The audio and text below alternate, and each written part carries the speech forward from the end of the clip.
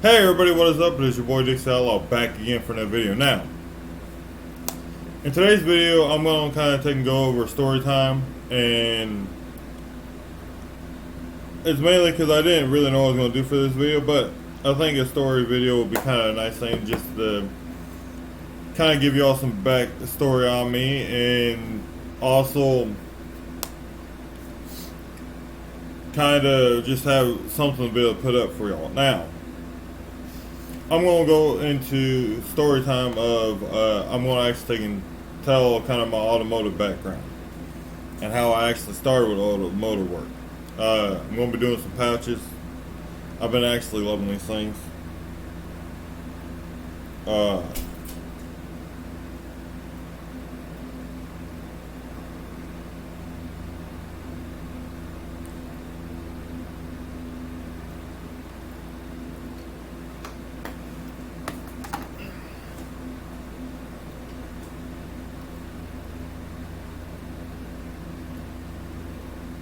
Alright, so kind of a backstory,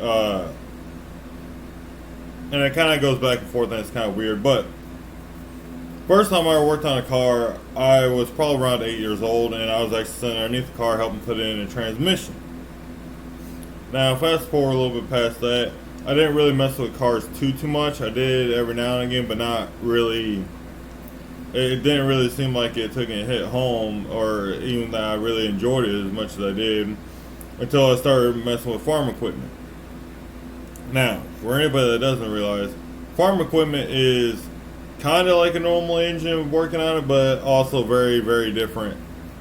For the simple fact of parts are bigger, and there's some different parts on like tractors and bulldozers and backhoes and front loaders and graders and all sorts of different machines.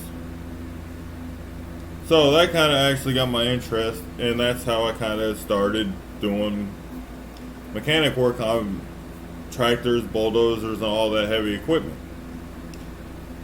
And I'm trying to remember correctly, I think the first time I touched another car engine or a vehicle engine was when I took it with my buddy taking fix a dump truck.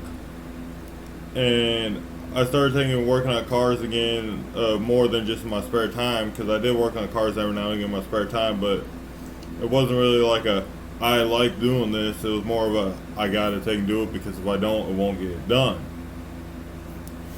And that's when I started noticing that I had, one, a knack for it, and two, I kind of enjoyed it, and that kind of sparked my whole being a mechanic. My whole thing with construction, though, was pretty much I took and learned a lot from my dad of what not to do, and took and helped my dad a lot of fixing up the house and stuff like that. And my dad would get a job, quit it 2 days later because he got mad, and I actually started realizing that I really do like construction work. Now, in order to take and do construction work and mechanic work, though, you're going to need a little bit of money, because tools are very important in both those jobs. I'm kind of trying to give a little bit of a actual video and backstory, because I don't have much. A lot of my stories ain't that big of a story, especially how I got started into things. But my tool session, that I take and say I probably had ever since I was really young. I used to take and collect knives, and then went from collecting knives to collecting multi-tools to collecting actual tools to my dad actually gave me a box of tools at one point in time. I really still wish I had those tools, because that was kind of like my very first tool set, so to speak. And then I found out that I actually like older tools more than newer tools, and I actually loved restorating tools and actually fixing tools. And I still got tools to this day that I find they're all rusted and nasty and don't work, and I take and do whatever I gotta do to fix them and then use them. And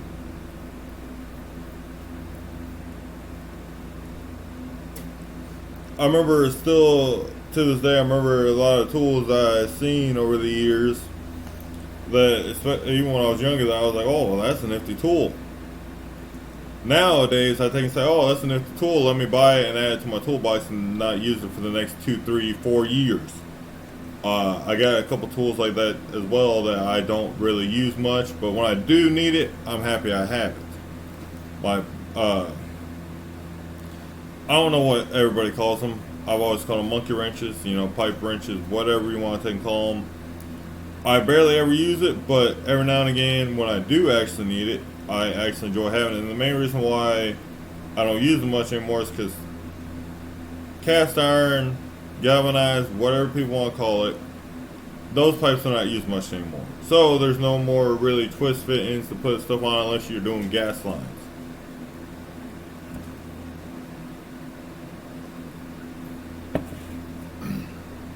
Everything nowadays is just easy connects and just crimping the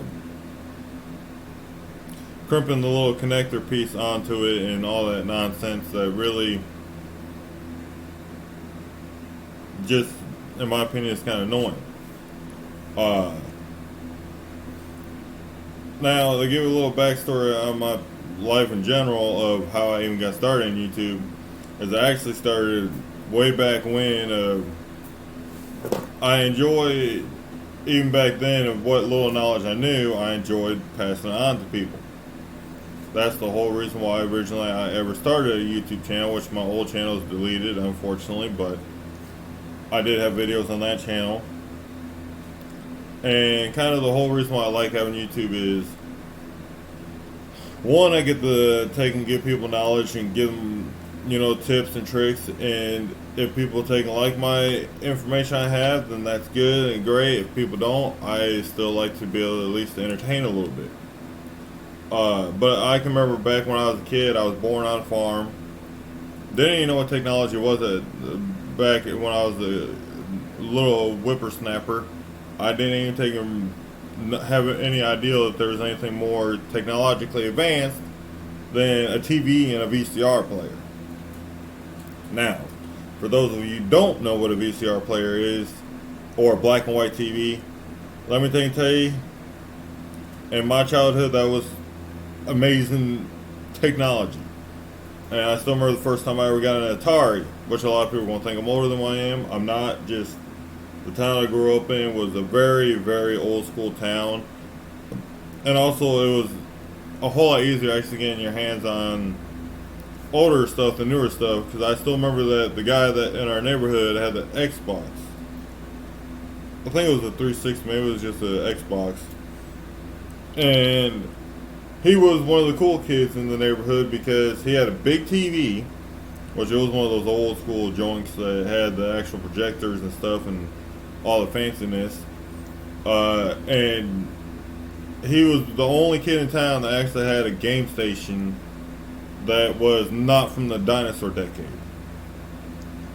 And I remember the first time I was seeing that, I was like, this is awesome. Why have I not heard about this? My first phone ever was actually a Nokia. Which, if anybody doesn't know what the phone is, it's pretty much a brick that's indestructible, that only has one screen color, and that is green. And I think it only had one game on it, 2 games, something like that. And I know for a fact that I remember the original game on there that I used to play was Snake. Now, this all is going to come into important play of how I even got started with YouTube. Needless to say, though, I went on and eventually upgraded to just a little burner phone. And technically, actually, I think that was my second phone. My second phone was actually a landline. And a lot of people don't even know what those are anymore because landlines don't exist. Pretty much it was the best phone you could ever have because you could use it even if the power went out. As long as you still had some sort of phone service, you were good.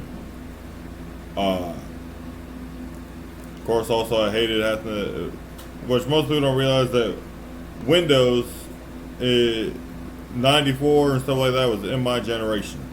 And dial-up was in my generation. Dial-up is not as old as people think it is. Not even remotely close. So my first time ever actually using a computer, it was a lot of Paltalk and Yahoo. I can still remember my original username on Paltalk was actually Tonka Man. I don't remember the email or nothing. I think it was like at yahoo.com or something. And I remember the first time I ever found out about a webcam, I didn't even know how to use it. Still to this day, whenever I get a computer that's old as old can get, and it's something from like my childhood, I'm like, man, did we really struggle that much with internet and actually using a computer that it took a rocket scientist pretty much, it felt like, to actually use this thing. Nowadays, computers are actually very, very simple. But needless to say though, fast forward a little bit when I got my burner phone, it didn't have internet. Or at least I don't think it did. But also I had a Razr flip phone at one point in time, and that phone literally did not have where you could actually save pictures offline. You had to, if you wanted to save a picture, you pulled it up on the computer and took a picture of the computer screen. I guarantee you somebody out there still probably has an old phone that has pictures like that on it where you can see the computer screen in the background, and it's all weird because you had to take a picture of the picture on the screen. Or if you wanted to print it off, it kind of looked like crap and there was no real way that they can actually save the picture for a long time because it was on a piece of paper.